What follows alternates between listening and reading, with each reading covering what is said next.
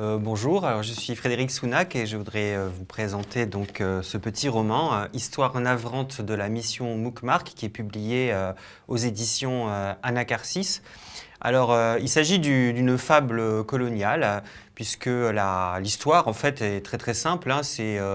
en 1899, juste après la conférence de Berlin, donc la conférence où les grandes États-nations européens, les grandes puissances coloniales se partagent l'Afrique. Un jeune diplomate français a une idée un petit peu étrange, c'est de constituer une colonne pour aller enseigner la musique aux enfants africains. Il faut dire que c'est aussi un diplomate musicien, c'est un violoncelliste amateur. Donc il a cette idée, il la propose, c'est une idée qui est trouvée un petit peu loufoque par tout le monde, mais finalement assez inoffensive. Donc on finit par lui dire oui, les années passent, et puis finalement, donc juste à l'orée du XXe siècle, cette mission Moukmark part pour l'Afrique, plus particulièrement pour l'Afrique de l'Ouest française, et exactement au Dahomey.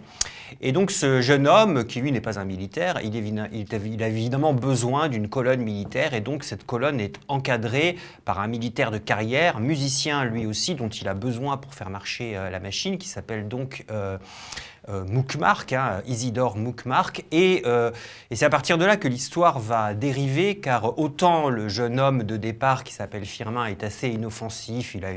un état d'esprit plutôt de découverte, d'aventure, autant le capitaine Moukmark, lui, est une sorte de fanatique, d'homme extrêmement absolutiste, qui a des valeurs musicales très très très élevées et qui veut absolument les imposer. Il applique, je dirais, à l'enseignement de la musique les mêmes techniques qu'il applique au commandement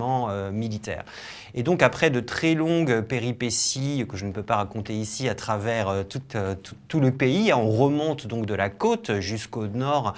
du Dahomey, en fait à la frontière avec le Niger, et la mission Moukmark va s'installer donc à cet endroit et commencer son enseignement. Et au début, avec un certain succès, hein, donc ils créent ce qu'ils appellent les conservatoires de brousse, en quelque sorte. Et puis, peu à peu, à cause justement de l'absolutisme de Moukmark, à cause aussi de la brutalité des hommes de troupe qui s'ennuient, hein, parce qu'eux sont des soldats, ils sont pas là pour garder des enfants musiciens, à cause de toutes ces données-là qui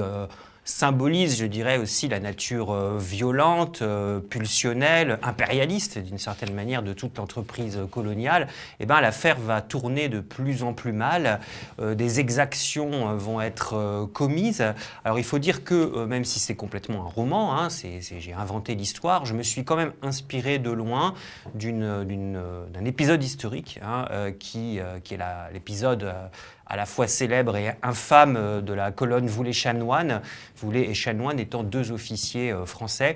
qui ont commis des exactions terribles, hein, pendant la période coloniale, exactement à la même époque, alors non pas au Dahomey, mais au Tchad. Donc je me suis un peu inspiré de cette affaire, que évidemment la France a longtemps passé sous silence, car évidemment ils ont commis des choses totalement contraires à tout honneur militaire, pour donc composer cette fable à la fois musicale et politique sur ce qu'est, d'une certaine manière, voilà, la violence du fait colonial, en y greffant une réflexion à la fois sur l'idéal et la puissance que peut constituer la musique.